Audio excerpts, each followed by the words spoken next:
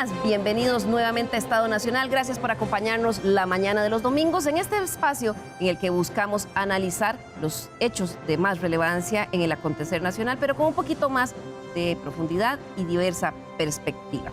Muchas cosas han pasado en estos días de cara a la carrera electoral a febrero del 2022. Primero, tras más de una semana de convulso e incierto conteo de los escasos votos que consiguieron en su convención, el Partido Acción Ciudadana finalmente proclamó a Welmer Ramos como su candidato presidencial. Por otro lado, una figura nueva en la arena política, el exministro de Hacienda, Rodrigo Chávez, tuvo una accidentada salida. Esto porque en los momentos en que estaba haciendo el anuncio ya de su campaña y quiénes iban a ser sus figuras, trascendió en los medios una sanción que había recibido cuando trabajó en el Banco Mundial por comportamiento sexual indebido. Y en medio de todo esto, a mediados de semana, el CIEP, el Centro de Investigaciones de Estudios Políticos de la Universidad de Costa Rica, dio a conocer los resultados del estudio de opinión pública sobre participación electoral.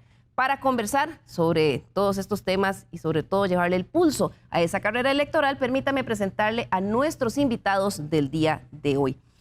Nos acompaña Ronald Alfaro, politólogo y académico investigador, líder de este estudio del CIEP. Buenos días, Ronald, gracias por acompañarnos. Hola, muy buenos días, Liliana, y las otras dos personas también que nos acompañan. Un placer estar acá. Llegaron los resultados de la encuesta en pleno ardor de varios eventos de la campaña. Sí, digamos, tocó en esta circunstancia ya la temporada electoral se vuelve mucho más activa, ¿verdad?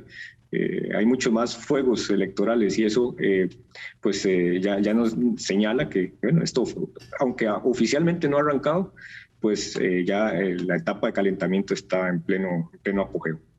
Así es, y para hacer un análisis de contexto sobre estos eventos también nos acompaña Eugenia Aguirre, politóloga. Ella es investigadora del Observatorio de la Política Nacional de la Universidad de Costa Rica. Buenos días, Eugenia, gracias por estar con nosotros.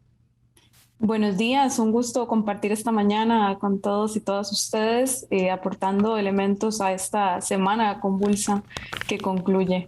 Realmente un honor estar acá con ustedes. Gracias, mucho que conversar. Y también nos acompaña el día de hoy, es un honor para Estado Nacional tener la compañía del abogado Rolando Laclé con nosotros aquí en el estudio. Don Rolando es un reconocido abogado y político, fue 4 veces diputado de la Asamblea Legislativa, fue jefe de la fracción parlamentaria del Partido Unidad Social Cristiana en 2 ocasiones, partido del que también fue vicepresidente, pero en el cual desde hace muchos años, ahora nos va a decir cuántos, ya no milita y en este momento es un observador externo de la política. Buenos días, don Rolando, bienvenido. Buenos días, Liliana, muchas gracias por la invitación, muy amable. ¿Hace cuánto no tiene usted militancia política? Bueno, yo terminé mi función de diputado en el gobierno de don Abel Pacheco y al finalizar esa administración decidí ya retirarme de la política partidista, de manera que soy un observador más de la situación, muy interesado siempre en los problemas políticos y problemas del país,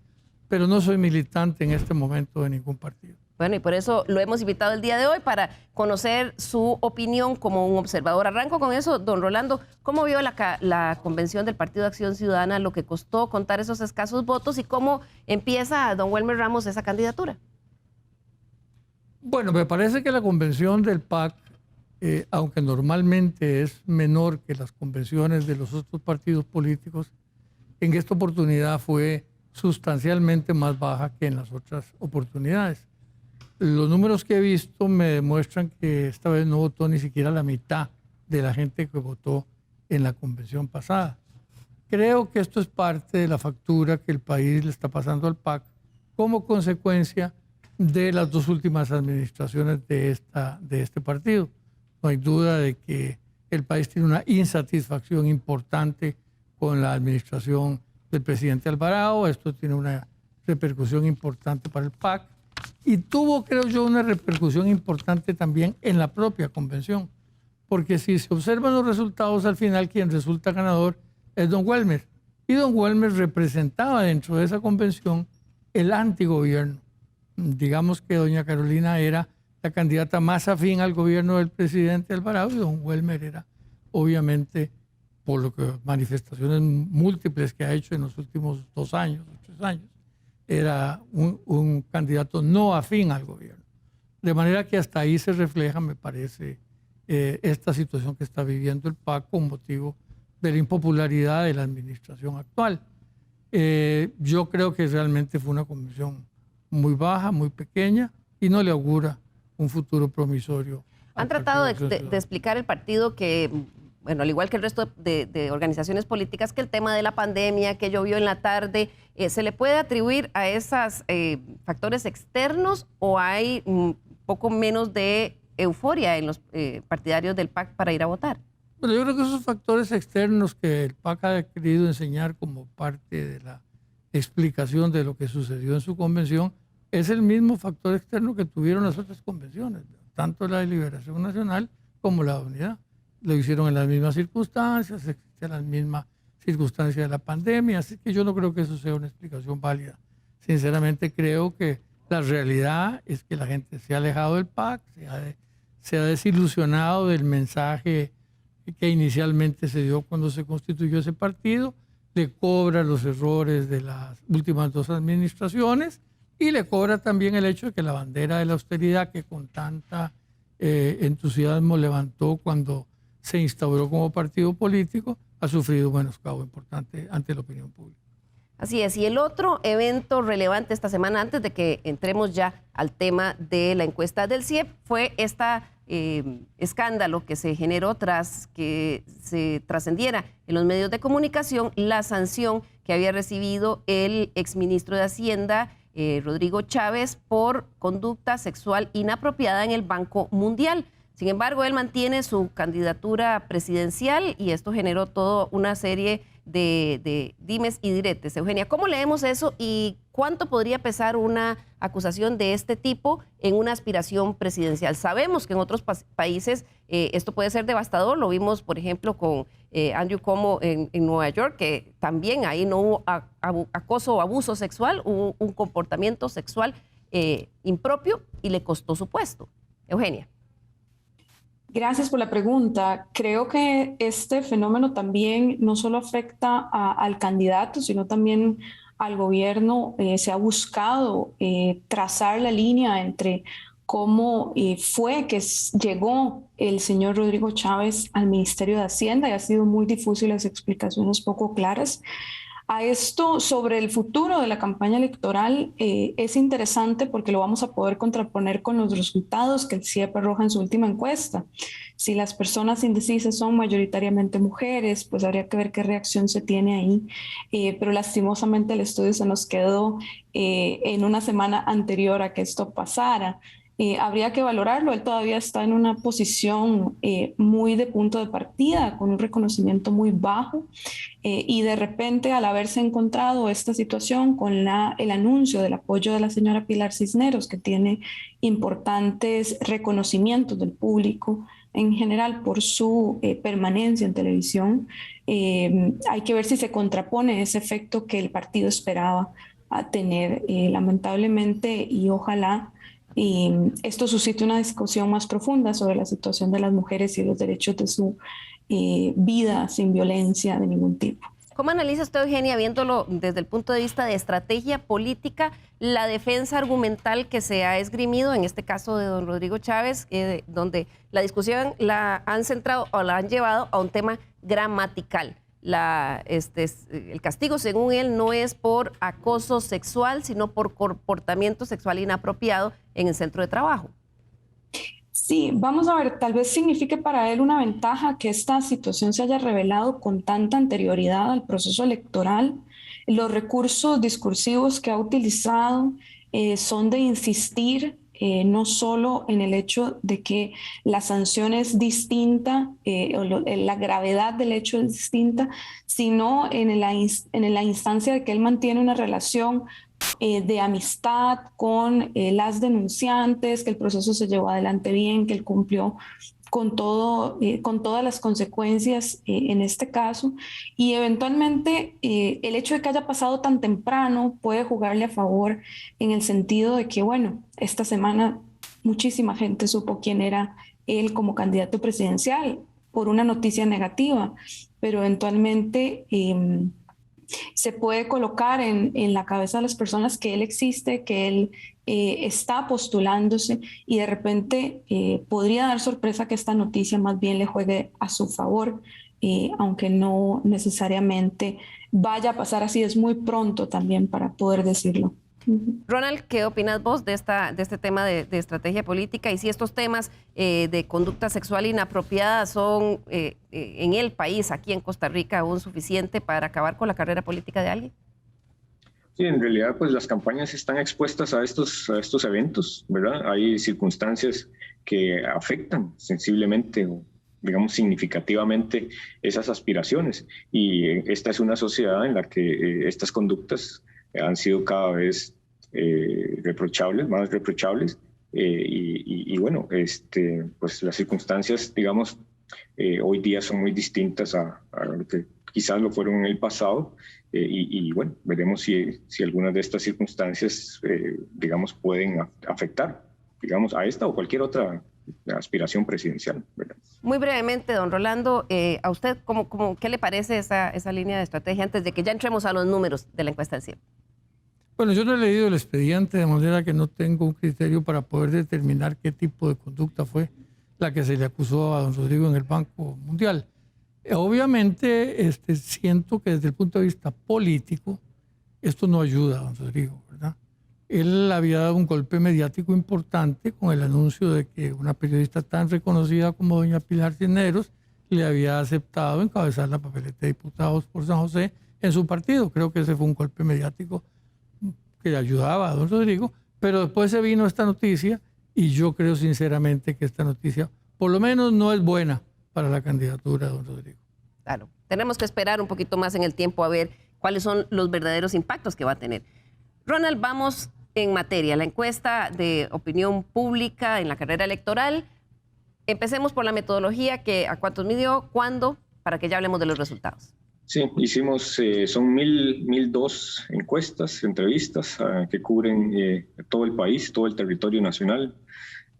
Afortunadamente, las encuestas a teléfonos celulares en un país como en Costa Rica, en el que hay un uso muy masivo del teléfono celular, prácticamente tenemos todo el territorio cubierto. El 97.5% de las personas tienen un teléfono celular.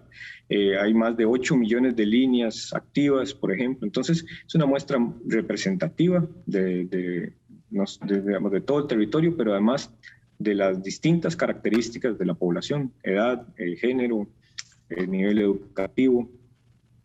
Y bueno, la hicimos entre el 23 de agosto y el 26. Ya la convención del PAC había pasado, pero todavía no habían terminado de contar los votos. Y una serie de acontecimientos pues se han desencadenado posteriormente a la encuesta.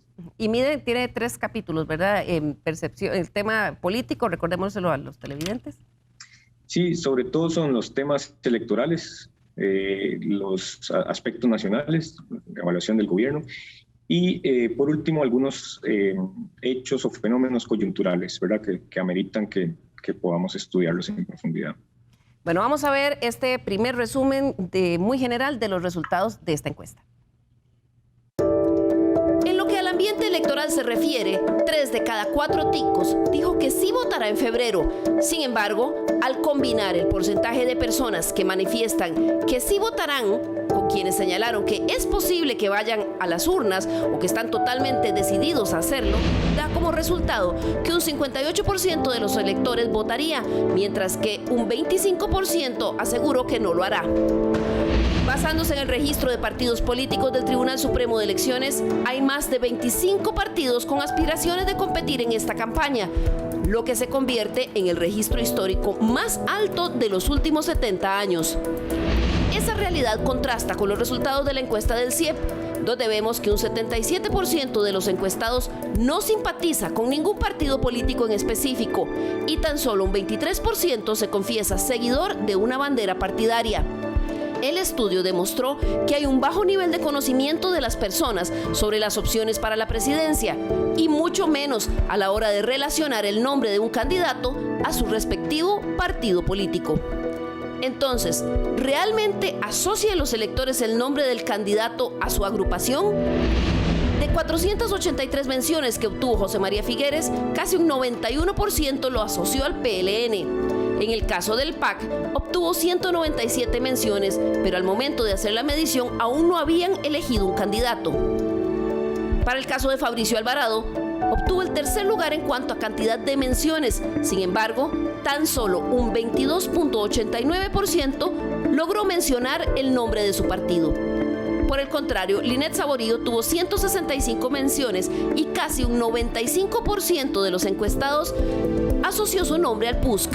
En el caso de José María Villalta, de 88 encuestados que mencionaron su nombre, tan solo un 28.41% logró recordar el nombre del Frente Amplio. Con muchas menos menciones, le siguieron en el nivel de recordación Rolando Araya, Rodolfo Pisa, Rodolfo Hernández, Rodrigo Chávez y Gravy Moya.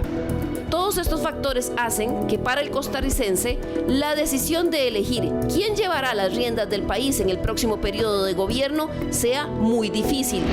Un 56% de los consultados aseguró que no será fácil elegir por quién votar, mientras que solo un 38% aseguró que sería sencillo. Un 5.5% se mantuvo neutro. Ronald, la oferta electoral más amplia y variada en los últimos 70 años. Este es un fenómeno que ustedes encuentran como nuevo. Sí, hay una muy amplia oferta electoral y muy diversa, ¿verdad? En cantidad, digamos. Y bueno, prácticamente es un número inédito, ¿verdad? No hemos tenido tantos aspirantes a la presidencia de la República como en esta oportunidad, lo cual plantea grandes desafíos, ¿verdad? Porque, bueno, muchos de estos partidos políticos son partidos primerizos o han tenido poca experiencia en elecciones anteriores. También desde el lado de las candidaturas, hay varios de ellos que más bien ya tienen aspiraciones de manera frecuente en la época reciente. Entonces tenemos esta combinación y esta paradoja, una gran oferta electoral, por un lado, desde el punto de vista político, pero con los niveles más altos de indecisión también que hemos podido medir en la época reciente. Claro. Don Rolando, veíamos en la nota que cuando se les pide a los consultados mencionar un candidato y asociarlo a su partido, los porcentajes son altísimos de la gente que no sabe de qué partido es su candidato. Bueno, eso me parece normal dentro de las circunstancias que estamos viviendo, ¿verdad? Esta proliferación de partidos políticos confunde a la gente, ¿verdad? Evidentemente. Y solamente recuerdan la gente que efectivamente ha participado antes en política y que está muy ligada al partido. Por ejemplo, a don José María lo identifican plenamente con el Partido de Liberación. A doña Linet la identifican plenamente con el Partido Unidad. Fabricio es un fenómeno diferente porque, aunque su reconocimiento personal es alto, la gente no necesariamente lo vincula a un partido nuevo, ¿verdad? Como Nueva República, porque él era candidato de otro partido en la campaña anterior. Entonces, esto me parece normal y esto es parte de esta masificación de candidatos presidenciales que tenemos en esta campaña, que a mí personalmente no me parece conveniente. Claro.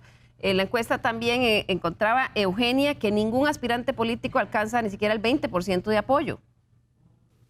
Sí, muy de la mano no solo con la ampliación de la oferta electoral, sino del proceso que está viviendo cada uno de estos partidos. Algunos de ellos aún no están confirmados como candidatos a la presidencia, y cómo este alto grado de indecisión viene también de la mano con una simpatía partidaria en momentos no electorales muy baja, ¿verdad? Estamos hablando que ya la gente no milita permanentemente con un partido político, sino que procura tomar una decisión más cercana a sus intereses conforme se acerca el proceso electoral y se vayan teniendo las opciones más claras. En ese sentido, es interesantísimo cómo los partidos políticos, a partir de esta indecisión sobre si están cerca de un triunfo electoral, recurren a otros mecanismos como la doble postulación o la repetición de figuras que ya se han postulado en otras ocasiones para encontrar estrategias para acercarse al triunfo electoral. Claro. Ronald, en esta ocasión ustedes sí midieron intención de voto. Recordémonos a los costarricenses cómo fue que llegaron a a identificar esa intención de voto, porque creo que cruzan dos preguntas. Sí, ya en época de temporada electoral nosotros le preguntamos a las personas, hay 3 preguntas que hacemos de manera que nos permita medir el voto duro, digamos, de las personas. Primero le preguntamos si van a ir a votar y las respuestas son sí o no. Pues si dice que sí, digamos, luego entonces viene la pregunta de qué tan decidido está a ir a votar. Y acá digamos, a todas aquellas personas que indican que probablemente vayan a votar y que además estén totalmente decididos de votar, eso nos permite reportar los resultados de intención de voto, que si bien es cierto, le preguntamos a todas las personas, independientemente de si van a votar o no, cuál es su intención, pero para reportar los resultados usamos aquellos que están, digamos, muy decididos de que van a ir a votar o que probablemente lo vayan a hacer. Eso nos arroja el resultado de que más de la mitad de las personas reportan tener una indecisión o tener dudas, no tienen un candidato definido. Así es, vamos a ver esos resultados. Eso es más alto que lo que teníamos en 2017. Es el más alto. Y alto. más alto, aún mayor que lo que teníamos en el 2013, ¿verdad? De ahí pues, podemos la carrera deducir. Está muy abierta. Perdón, Ronald. Por los porcentajes de apoyo, ¿verdad? Que son bajos. De ahí podemos deducir que evidentemente hay más desgano del elector. Pero quería preguntarle a don Rolando, ¿cómo ve usted el hecho de que se haya preguntado de esa forma? Bueno, me parece que esto es una parte, digamos, diferente de esta encuesta de las otras encuestas. Mucha gente me pregunta, ¿por qué es que las encuestas dan resultados tan diferentes? Y yo creo, sin por supuesto meterme en un campo que Ronald es el que conoce mucho mejor que yo, pero el análisis, digamos, rápido que yo he hecho de la encuesta me determina lo siguiente, ¿verdad? Hay 2 maneras de hacer la encuesta. Una es la encuesta telefónica que hace el CIEP, ¿verdad? Como dice Ronald, tiene razón, ya es muy certera porque hay mucha gente que tiene teléfono celular. Cuando yo estaba en política y leía estas encuestas, porque estaba en un comando de campaña, no eran tan confiables las telefónicas porque se referían solamente a un sector de la población. Ahora tienen un impacto mucho mayor en el país. Pero sí hay una cosa que es importante determinar ahora, y es que en esta encuesta del CIEP se le pregunta a la gente que está decidida a votar por quién va a votar. En el otro tipo de encuesta, que es la que presenta la papeleta y le dice a la gente, mire, aquí tiene esta papeleta, ¿por quién votaría por usted? Hay un voto, digamos, más amplio. En esta que Ronald, o que el CIEP, digamos, perdón, ha elaborado, es muy claro que le preguntan a la gente que ya está decidida.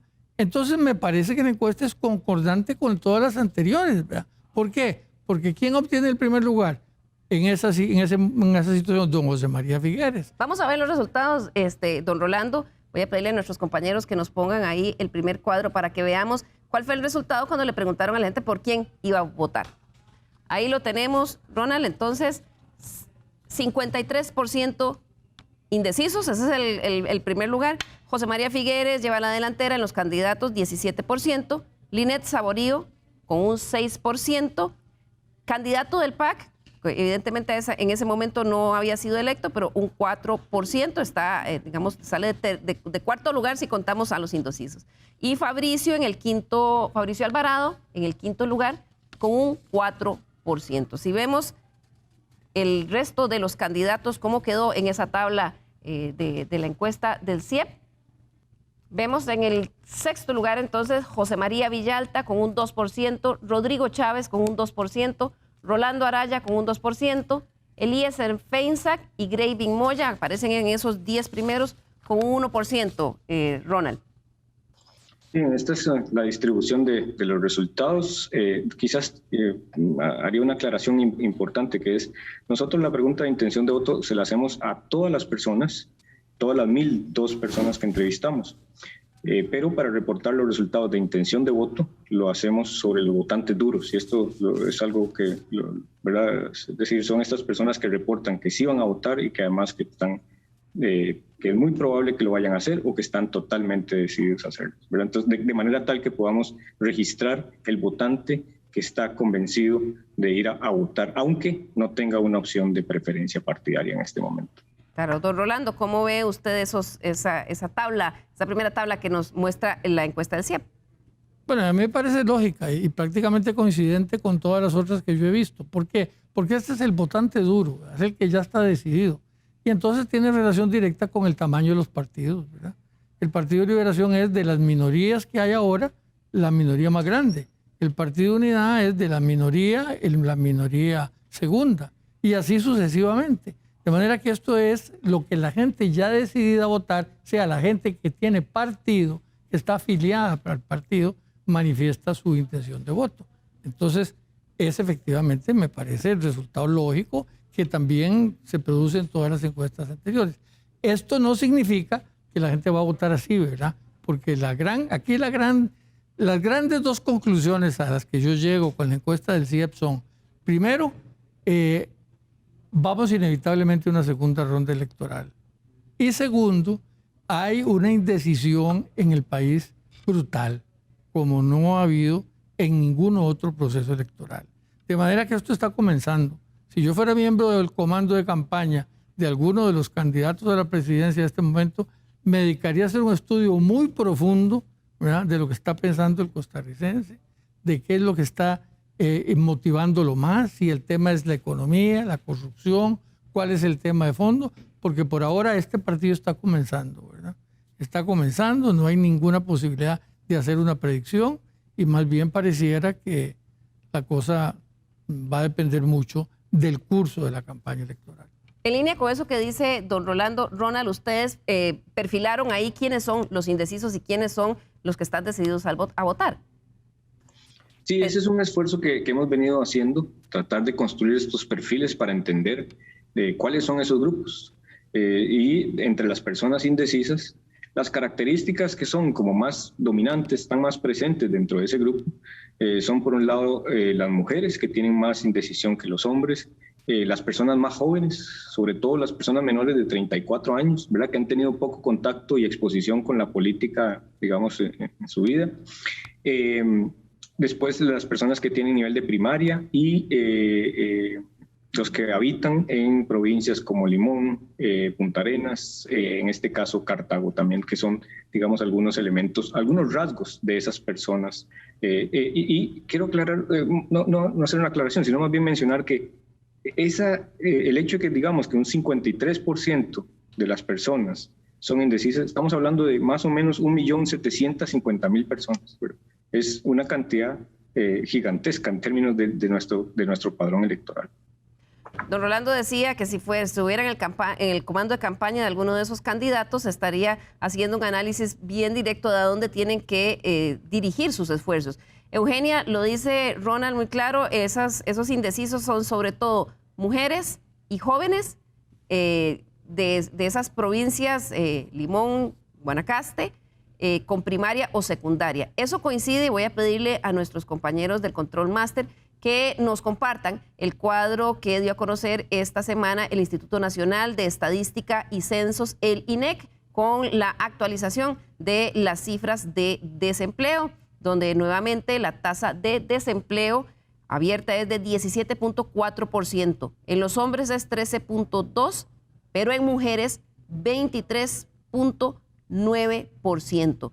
En el tema de subempleo también las mujeres son las que son más castigadas y cuando ya luego los datos se abren vemos también cómo esa tasa de desempleo y subempleo castiga especialmente a los jóvenes.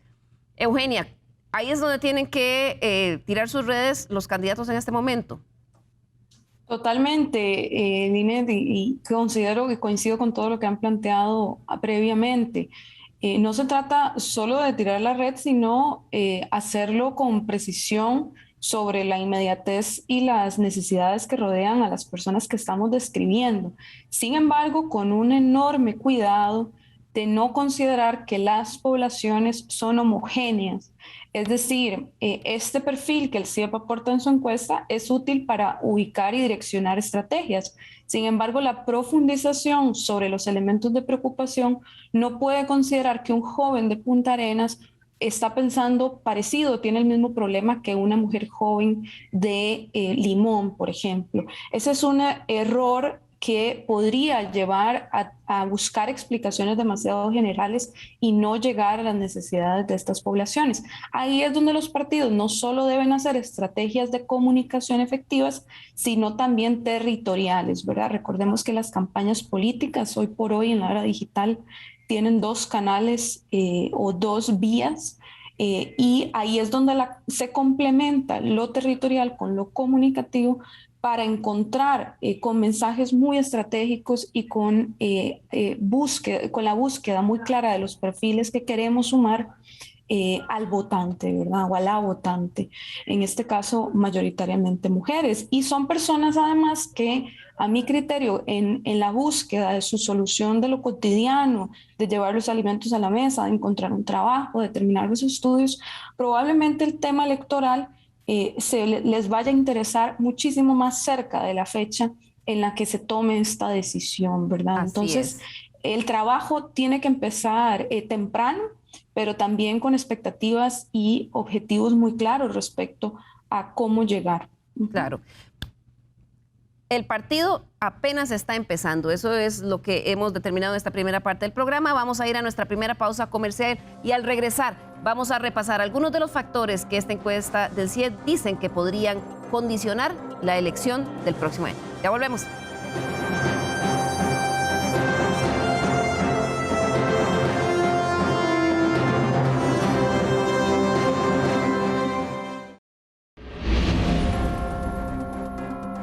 Les recordamos nuestro correo l.carranza@teletica.com. Escríbanos, nos interesan mucho sus opiniones, sugerencias y sobre todo críticas también.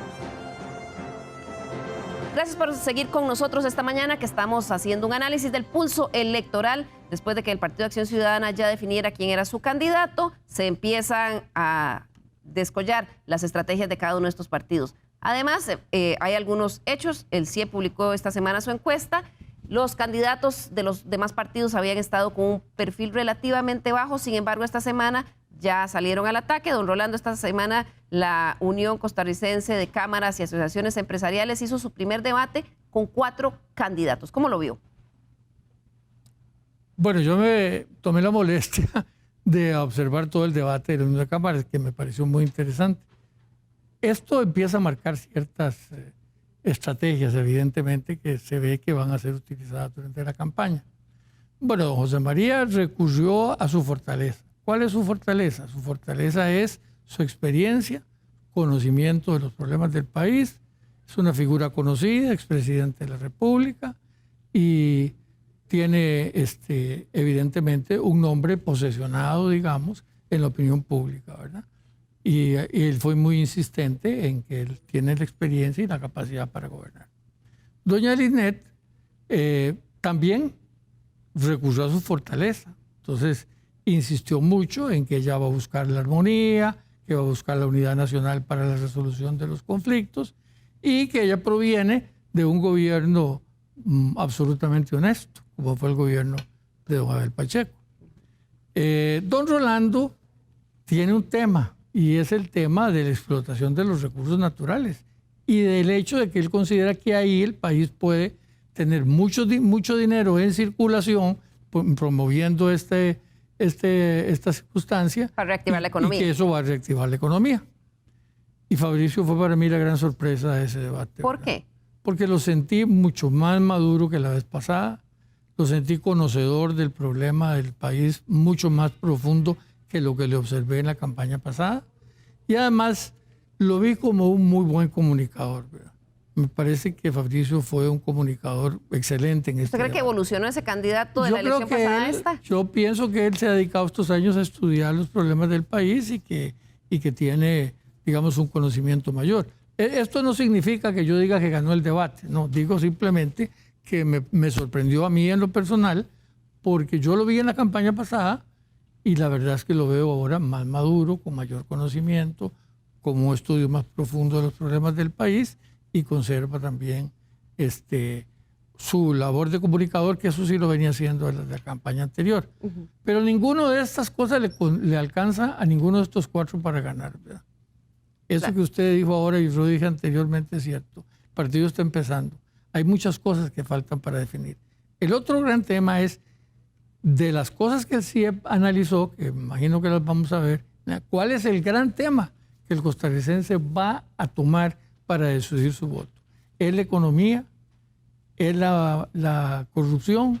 ¿Cuál es el gran tema que va a incidir en el voto del ciudadano la próxima campaña? Porque eso va a tener, me parece a mí, un factor determinante muy importante en el resultado de las elecciones. Ronald, ¿cuáles fueron esas principales preocupaciones que los costarricenses señalaron en su encuesta?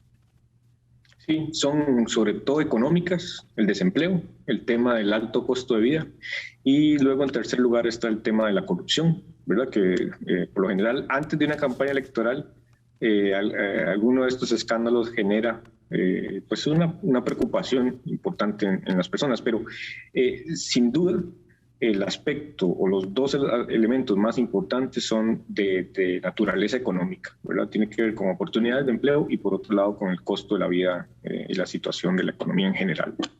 Sube la corrupción, Eugenia, a una de las principales prioridades, porque en las encuestas anteriores evidentemente estábamos al calor de las consecuencias de una crisis sanitaria como lo ha sido y lo sigue siendo el COVID-19, pero ahora están esos problemas en desempleo en primer lugar, costo de vida y situación económica tercero, segundo, corrupción en tercer lugar, mala gestión del gobierno en cuarto y el coronavirus quedó en quinto. Sí, muy interesante cómo cambian las necesidades y las perspectivas y preocupaciones de las y los costarricenses. Hay un par de anotaciones que me gustaría hacer, particularmente en torno al tema de la corrupción. Vimos además que el estudio reflejó un alto conocimiento de la ciudadanía sobre el caso Cochinilla, por eso no es de extrañar que el tema llegue a ese nivel de preocupación. Un 78% dice que conoce del caso Cochinilla. Correcto. Y sin embargo, esta es una arena donde no necesariamente a los partidos políticos les va bien. Y hablo de los partidos políticos que han ejercido la función del gobierno, que se han visto envueltos en algún tipo de estos escándalos. Es complejo con un tema tan negativo poder construir narrativas que construyan y busquen acercar a la gente. En ese sentido hay que ser muy cuidadoso. Y la otra anotación que me gustaría mucho hacer es la discusión sobre la salida del coronavirus como una preocupación. Esto habla no solo de un país que, bueno, por dicha está avanzado ya en las etapas de vacunación, sino también de un gobierno y un partido de gobierno que no necesariamente ha capitalizado alrededor de este tema, sino que lo pierde como una oportunidad para plantearse o construirse como una opción que resolvió la pandemia por COVID-19 en el país. Entonces, esas dos anotaciones me encantaría muchísimo hacerlas porque el desempleo ya conocemos que se relaciona con la realidad, lamentablemente, de muchísimos y muchísimas compatriotas. El día a día del elector. Don Rolando, corrupción sale en el tercer lugar y en esta encuesta del CIEP le preguntan a los costarricenses que encuestaron ¿quién es el principal responsable del caso Cochinilla? Un 23.6% dice que es el presidente de la República, un 31.7% dice que funcionarios del CONAVI y un 16.8% otras personas. Y luego sigue 14.4% dueños de las empresas y el ministro en un 13%. Pero llama la atención que funcionarios del CONAVI en primer lugar y segundo lugar el presidente de la República. Bueno, el costarricense tiende a culpar al presidente de lo bueno y de lo malo. Eso es algo normal, ¿verdad? Yo siento que lo que sucedió en el caso Cochinilla evidentemente es una responsabilidad de organismos del gobierno. No me atrevo a decir de ninguna manera ni del presidente ni del ministro porque no conozco a fondo el tema, ni he estudiado el expediente judicial, ni sé cuáles las conclusiones a las que se puede llegar. De momento me parece que es lo normal, ¿verdad? La gente tiende a culpar al gobierno y hay un hecho que es cierto y evidente, ¿verdad? Que es que en el COSEBI no hubo el mejor manejo del tema y que además tampoco ha habido el mejor manejo del tema, en el CONAVI, perdón, no ha habido el mejor manejo del tema y tampoco ha habido el mejor manejo en la explicación de lo que sucedió. Me parece que la ausencia de una explicación clara y definitiva de qué fue lo que pasó no se ha dado, ¿verdad? Sí, nuevamente un problema de comunicación. Tanto así que me sorprende que vean, la gente no culpa mayormente a las empresas de lo que pasó, ¿verdad? Sí, llama la atención. Cuando está comprobado inclusive que ahí se ponían de acuerdo en cómo participar en las licitaciones. Eso es parte de un problema de mala comunicación que ha sido característica de esta administración, ¿verdad? Sí, ha sido si una de esta las administración principales ha tenido dos grandes fallas ha sido, primero, que nunca ha encontrado un operador político, ¿verdad? Ningún ministro de la presidencia de este gobierno ha sido un operador político exitoso. Y segundo, que ha tenido una pésima comunicación con la ciudadanía. Y siguen cometiendo esos mismos errores. En la encuesta del CIEP, además, determinó varios factores que ellos dicen van a condicionar los resultados de la próxima elección. Ellos identificaron 15, nosotros vamos a analizar muy rápido los principales 7. Vamos con el primero de esos factores. Bajo entusiasmo político y poca simpatía partidaria, Ronald. Sí, hay una alta disposición a votar de las personas, pero la campaña no necesariamente está cautivándolos o está generando una fuerte, digamos, motivación para ello, ¿verdad? Vamos con el segundo factor de esos que el CIEP asegura que va a condicionar la próxima elección. La opinión pública refleja un alto malestar con los políticos, los partidos políticos, el Congreso y una alta desaprobación del gobierno, don Rolando. Este no es un problema de ahora, ¿verdad? Es decir, este es un proceso que viene evolucionando en el país desde hace rato, ¿verdad? Desde hace mucho tiempo los partidos políticos han venido sufriendo un desgaste, la gente ha venido incómoda, censurando a los gobiernos. Hace rato no tenemos un gobierno popular, los últimos 2 gobiernos han sido bien impopulares. Me parece que esto es un proceso continuado, pero pese a eso, como lo dice la misma encuesta del CIEP, el costarricense va a ir a votar porque la gente en este país tiene un alto espíritu cívico.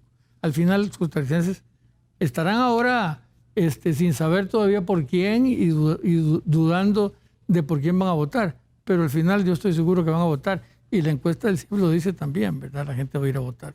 Así es. Tercer factor de esos que van a condicionar las próximas elecciones. El partido oficialista, como decíamos, muestra un desgaste considerable producto de 2 administraciones consecutivas. Esto abre la posibilidad de que se articule una coalición electoral anti-PAC transitoria, similar a la alianza anti-PLN observada en el 2014. Pero dice el CIEP, sin embargo, no hay claridad acerca de cuál o cuáles partidos de oposición liderarán dicho esfuerzo. ¿Qué le parece ese factor, Eugenia? Este es uno muy interesante porque plasma un hecho histórico que nuestro país en la historia reciente no ha pasado, que es un tercer gobierno consecutivo de la misma agrupación. No que no se pueda, porque las reglas lo permiten, sino que no ha pasado recientemente. ¿Qué tenemos que valorar en este sentido? Cómo el partido que actualmente está en gobierno a lo interno logra reconstruir una división muy clara que se dio en la convención interna y lo discutíamos al inicio, una discusión muy clara entre cómo separarse de su gestión en gobierno, ¿verdad? Y sobre todo creo que las discusiones son muy abiertas y diferenciadoras en lo que tiene que ver con la política económica, ¿verdad? En este sentido, hay que ver cómo Welmer Ramos, a propósito ya de su declaración, logra aglutinar las intenciones con una de las herramientas más poderosas que tiene una candidatura del Partido Acción Ciudadana, que es la posibilidad de la persona candidata de nombrar 7 diputaciones en las listas de esa agrupación. Ronald, sobre ese mismo factor que estábamos viendo, posibilidad de una coalición electoral anti-PAC, ¿mencionan ustedes? Sí, desde 1998 se han ligado administraciones consecutivas, ¿verdad? Primero de la Unidad Social Cristiana, luego Liberación Nacional y ahora el PAC. Todos estos escenarios plantean la posibilidad de articular esas coaliciones y los partidos oficialistas experimentan un fuerte desgaste, ¿verdad? Aquí la gran duda es quién va a capitalizar eso, ¿verdad? ¿Quién se va a lograr articular como esos apoyos? Porque, como bien me señalaba ahora don Rolando, las campañas electorales y las elecciones no necesariamente terminan de la misma forma en la que empiezan, ¿verdad? Don Rolando, ¿posibilidad de una coalición electoral anti-PAC? No veo ninguna en este momento, ¿verdad? Hubo un intento al inicio de esta campaña de hacer una coalición de partidos contra el PAC, pero eso fracasó y en este momento no lo veo. Pienso que tal vez se produzca el retiro de algunos candidatos. Hay algunos candidatos que yo no le veo sentido que se mantengan en la campaña, pero es mi apreciación personal, ¿verdad? Pero que eso lleve a una coalición anti-PAC me parece difícil. Además, me parece que los partidos tienen el concepto de que el PAC está bastante deteriorado electoralmente y no creo que de momento eso sea una motivación para que se produzca una coalición alrededor de ese tema. Se podía haber producido una coalición alrededor de otras circunstancias, pero ya de esta lo veo muy difícil. Lo veo difícil. Vamos al cuarto de esos factores que podrían condicionar las elecciones de febrero del próximo año.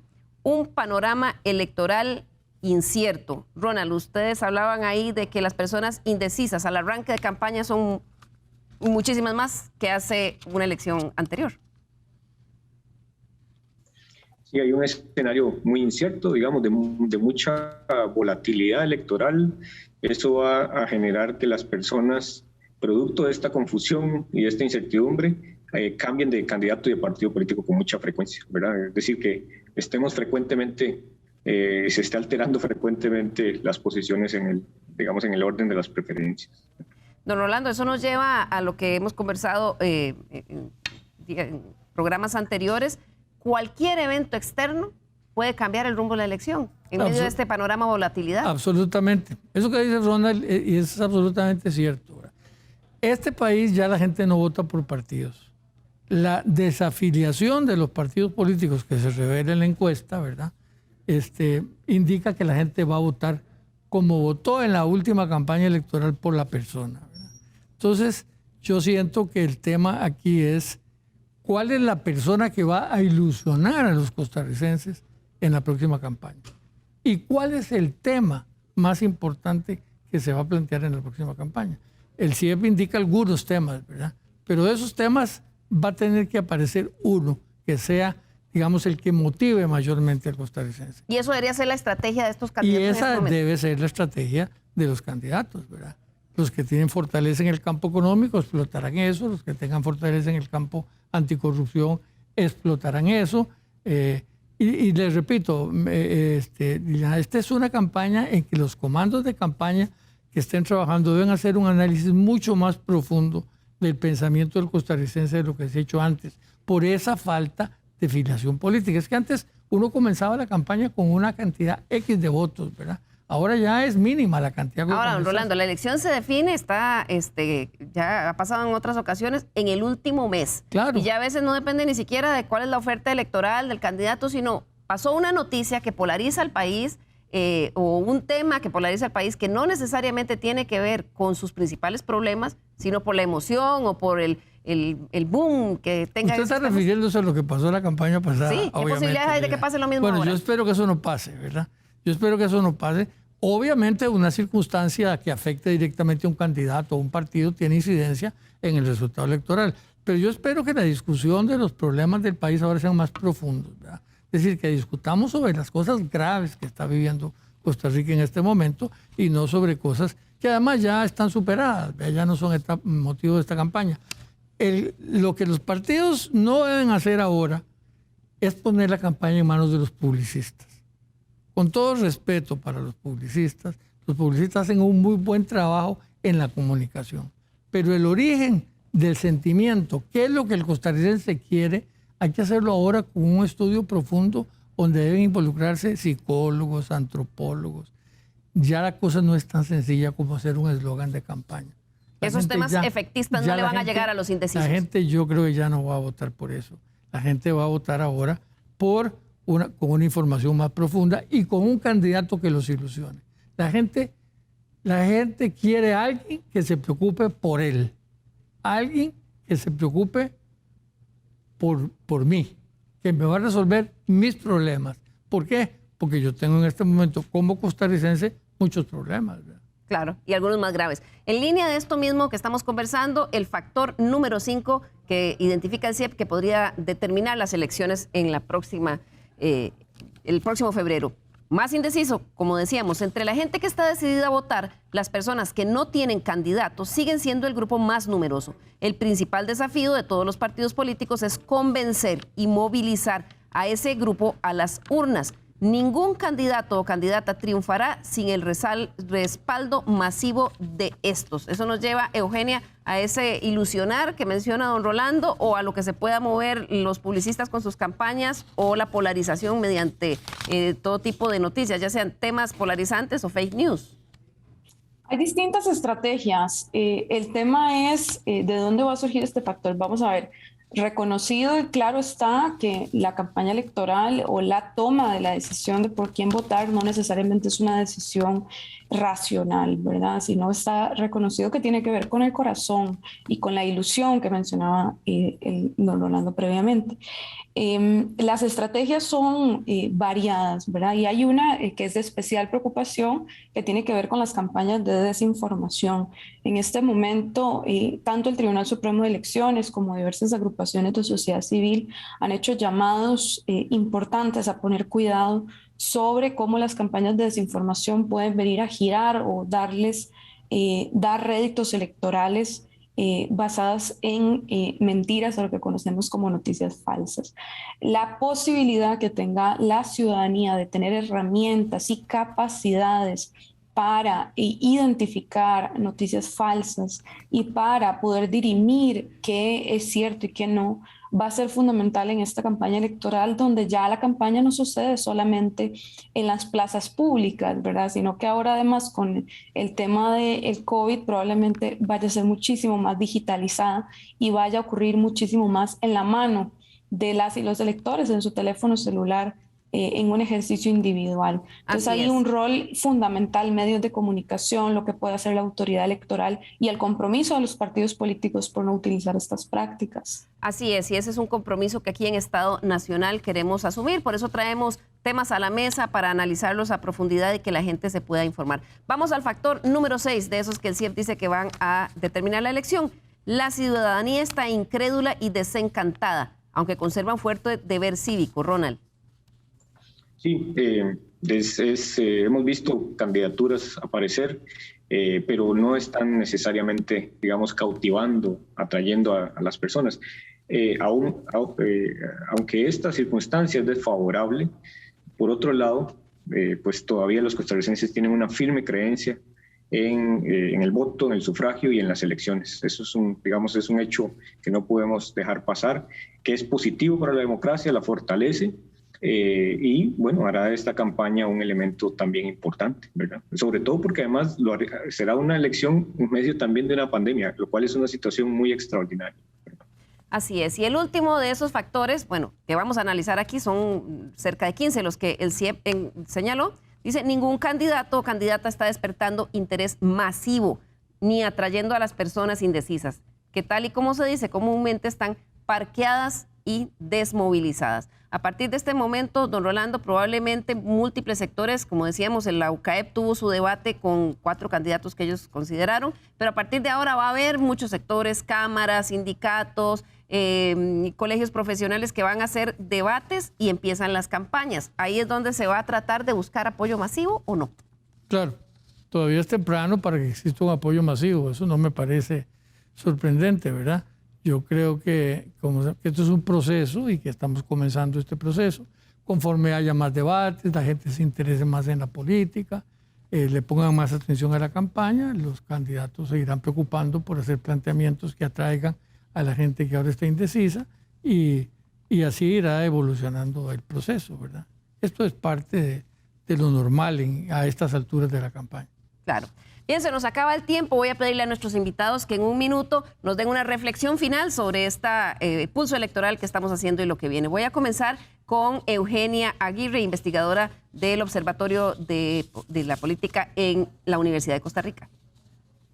Muchas gracias por el espacio. Invitar a todas y todos los ciudadanos a estar muy atentos a las diversas noticias que rodean el proceso electoral, tomar fuentes fidedignas de información que les permitan no solo ir construyendo un criterio alrededor de cada uno de los candidatos y candidatas, sino sobre realmente el futuro del país y prestar muchísima atención, creo, a partir de las próximas semanas, aproximándose ya al mes de octubre, a cómo los candidatos y las candidatas van a ir construyendo el perfil público que quieren proyectar, pensando en cazar a esas personas indecisas, qué estrategias van a utilizar, de quiénes se van a acompañar públicamente. ¿Verdad? Recordemos que conocemos candidatos a la presidencia, pero no a la vicepresidencia, a las diputaciones. En esos procesos internos, muchísimo se va a dirimir sobre la posibilidad de atraer el voto. También agregar la importancia de seguir prestando atención a los diversos estudios de opinión. Muchas gracias, Eugenia. Continúo con Ronald Alfaro, del CIEP. Sí, muchas gracias.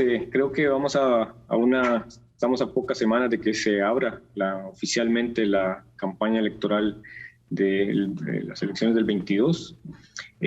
Tendremos y existirá una amplia oferta electoral, como lo hemos visto, muchos partidos, muchas candidaturas.